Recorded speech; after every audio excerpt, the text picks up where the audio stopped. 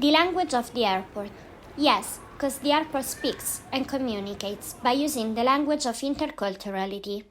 Here, the term language does not refer to a specific language, but refers to the concept of intercultural communication, a concept that sends to the communicative interaction that takes place between people belonging to different cultures, ethnicities, and languages. What reality can be more multicultural than an airport? I have been working in this fantastic micro world for over 10 years, and thanks to my personal experience, I have been able to see that there is no better container of multiculturalism than an airport, a real kaleidoscope of different languages, ethnicities, and cultures. The multiculturalism of my work environment, the Leonardo da Vinci International Airport of Rome Fiumicino, my work experience and my studies led me to notice how, despite the airport operators are daily immersed in this kaleidoscope of cultures, the aspect of intercultural communication and training at intercultural level is almost ignored in the training courses that companies offer to their employees. Therefore, I decided to investigate this aspect. My investigation is structured into two different phases. First, through the main theories and studies, I collected information and I made clear what do communication, interculture, and intercultural communication mean. Afterwards, I carried out a real field investigation by collecting testimonies from the voice of the workers and by proposing to the airport operators employed in different companies and engaged in different feed-in sectors an interview in order to understand whether and how they had or not had the opportunity to approach the aspect of intercultural communication thanks to training courses proposed by their companies and, above all, in order to understand if and how much they consider that a training course in this sense can be useful in their daily work activity.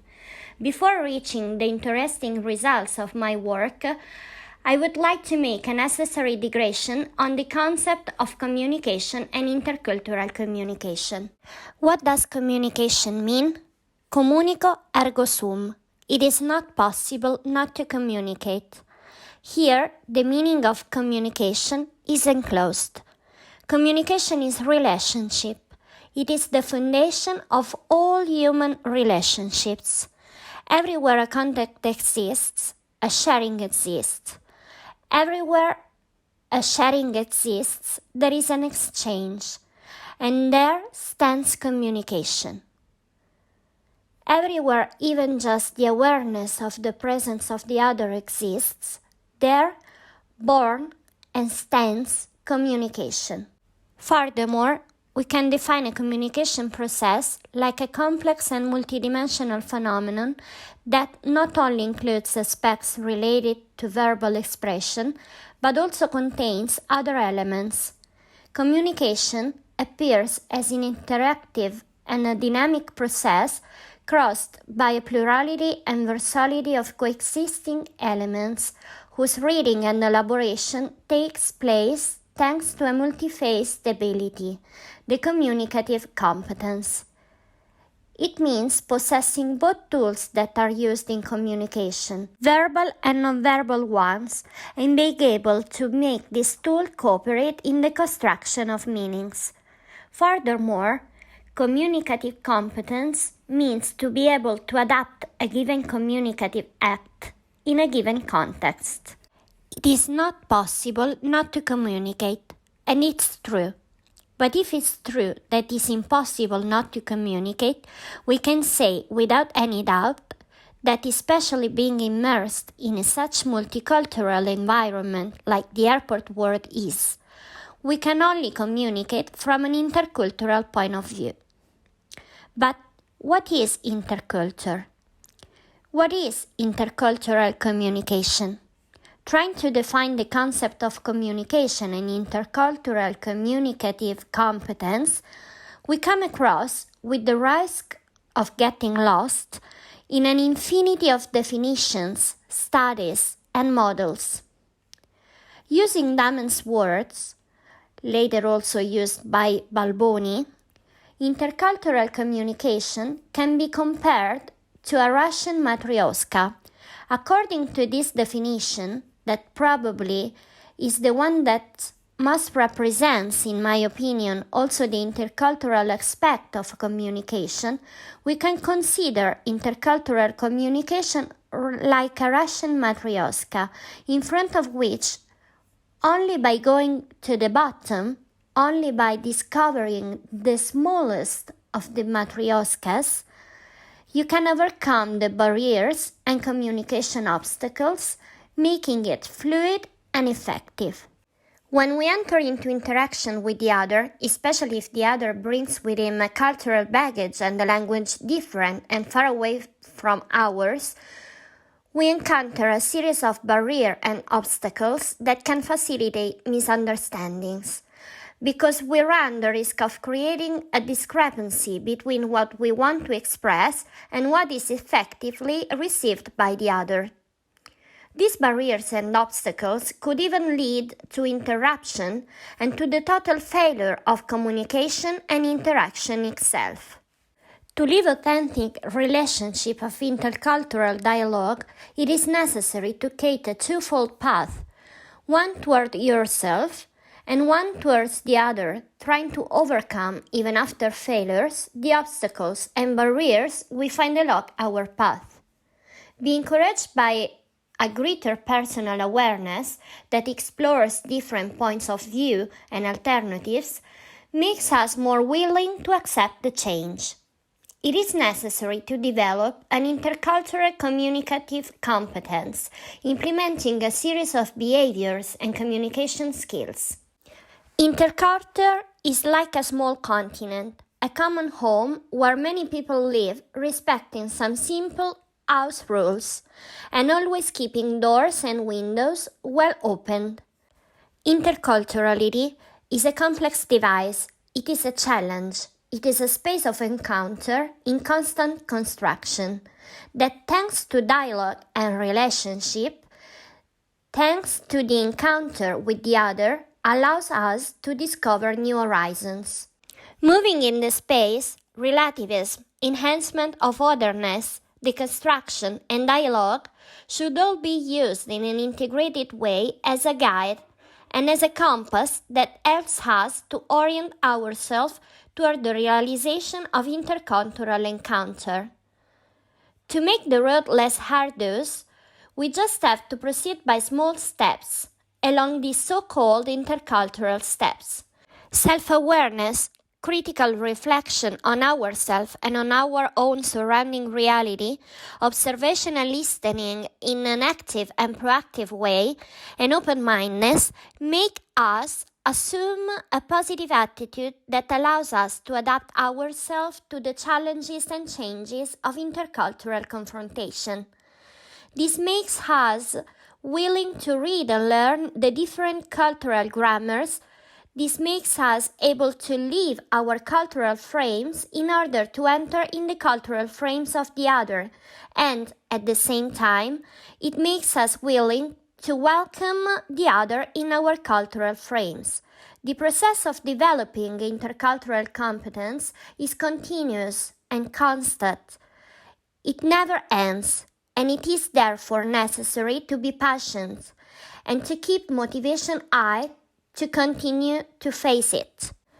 The desire of the individual to be educated in interculturality is without doubts fundamental, but institutions that act on various fronts also play a very important role in intercultural education. After this long but necessary digression, we can enter the airport and we can pass to illustrate my feat survey. Due to my work experience at the airport and moved by the interest of deepening intercultural communication in this area, I decided to conduct a survey aimed at analyzing the effectiveness of communication within the work context in which I find myself operating daily. As amply demonstrated in the first part of the paper, intercultural communication does not only concerns the didactic sphere, but involves all realities, including work, especially in the airport context, in which the degree of cultural diversity is particularly high, and in which the staff who work there has the opportunity to relate daily with people of different languages, cultures, and ethnicities. The research sample includes different professional figures daily engaged in their activity at the airport, and I decided to involve in this survey people performing different tasks and at different levels.